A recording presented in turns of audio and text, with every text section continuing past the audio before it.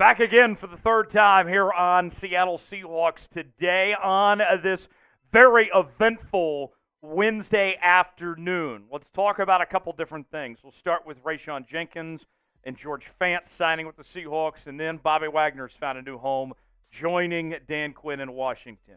Rayshawn Jenkins, 2-year deal according to NFL Network's Tom Pelissero, the veteran safety, joining the Seattle Seahawks, began his career with the LA Chargers, then spent the last couple of seasons with the Jags.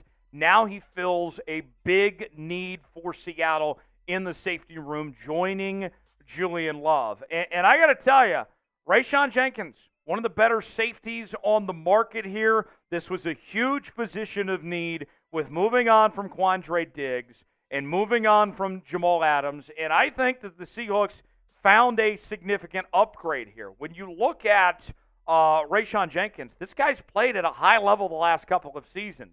Last year, in 2023, he had 2 interceptions, 9 pass breakups, completion percentage allowed around 61%, quarterback rating of 72. And the year prior to that, in 2022, was spectacular too. 3 interceptions, 3 forced fumbles, a total of 116 tackles. Rayshawn Jenkins, I know some of you, and we've been already hearing from folks in the chat saying, well, he's 30 years old already. He's playing his best football right now, and it's a 2-year deal. This is not a 5-year contract, for goodness sakes, okay? Rayshawn Jenkins, you're getting right in the prime of his career for the next 2 years. I like this move from Seattle to bring in Rayshawn Jenkins. The Seahawks defense needs a major overhaul, right? This group has a lot of improvements to be made. And what they're investing here, this is a good start. They don't have a ton of money to work with, if we're going to be honest with you. What they've already spent on several guys, from the likes, of course, to what Leonard Williams commanded, even re-signing Noah Fant. Rayshawn Jenkins, I think, is a good fit for what Seattle is looking for. This is a solid signing, I think, on the part of John Schneider and Mike McDonald. Will be a nice sneaky find for the Seahawks defense. What is your one-word reaction to Seattle signing Rayshawn Jenkins? My one word is pleased. I'm very pleased. I wondered what they would do at safety. We knew that they had to take care of it some way, in some way, shape, or form. And to go with Rayshawn Jenkins here, I'm satisfied. This will get the job done for Seattle. You got a Pro Bowler with Julian Love on one side, Rayshawn Jenkins on the other, and an upgrade from Diggs and Adams. I'll take it. Give me your one-word reaction in the comment section. Let us know. George Fant is making his return to the Seattle Seahawks after spending this past season with the Houston Texans, the New York Jets before that, and then, of course, the Seattle Seahawks before that. Tom Pelissero breaking the news from the NFL Broadcast Network earlier today. Blast from the past, the Seahawks also agreed to terms with veteran offensive tackle George Fant, who got his start in Seattle in 2016. And what we've seen with the Seahawks over the last couple of seasons, I'll say this real quick before we move on to other things, is that the John Schneider era and, the Pete Carroll era, really, there was always the door was open, right? If you left, still an opportunity for you to come back. And that the Seahawks kept good relationships with guys. Even with Bobby Wagner, who, had some things to say when he went to the Rams. We'll talk more about Bobby in just a bit. The door's still open for him to come back, right? It seems like that even in this new era, going into the Mike McDonald era of Seahawks football, you still have that door open for players like George Fant and others to still make their returns, leaving on good terms, as they say.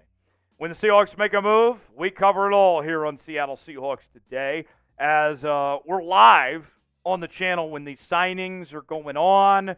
We're bringing you everything here on Seahawks Today. The latest happenings in your favorite team, you got to subscribe so you never miss a moment. Anytime the Seahawks make a move, we drop what we're doing, we make a video and bring you the latest that you need to know here on Seahawks Today. And we're getting very, very close to 51,000 subscribers. We need your help to get there. Subscribe now, youtube.com/SeahawksTV.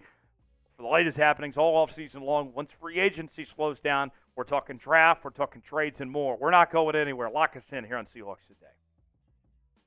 Now, what I would expect out of George Fant is to play a swing tackle role of sorts. I would think what the Seahawks do is still go with their bookend tackles of Charles Cross and Abraham Lucas, and George Fant fills in. And if you looked at the Seahawks last year, it shouldn't be any secret that the swing tackle role is going to be vital, going to be very important for the Seattle Seahawks, especially with the concerns about Abraham Lucas's knee, if it's going to be able to hold up or not. The grades from George Fant aren't anything earth-shattering, if we're going to be frank with you. An overall grade of 63.5 according to PFF.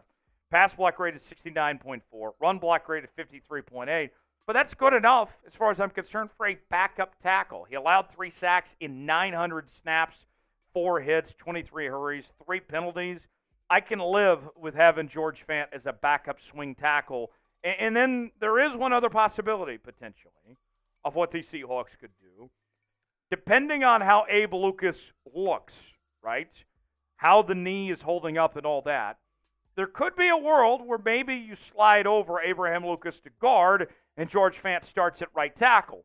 That's a possibility potentially for the Seahawks. At the very least, and one word I've used a lot today in some of the other videos that we've talked about on the channel that I'll use in the same case here, flexibility, options. And that's good for Ryan Grubb and Scott Huff to figure out with this offense. How would you grade the signing of George Fant here? You know, without seeing the numbers just yet, just the idea of adding a guy that's been there, done that, a very good swing tackle, I think it's a good move. I'm going to give this a solid A here. To me, you can't have enough good offensive linemen, and we saw last year how much it hurt this team when they didn't have the offensive line options they were looking for. Give me a grade in the comment section, A, B, C, D, or F. Let us know. Bobby Wagner is moving on from Seattle again, signing a 1-year deal with the Washington Commanders, up to $8.5 million, $6 million guaranteed. And this is significantly more money than he was making previously with Seattle. Gets a nice pay bump, especially at this point in his career, going from $7 million to $8.5 million. And you look at Bobby Wagner, last season was really good. At his age, still played at a Pro Bowl, All-Pro level, was the green dot, the leader of this defense.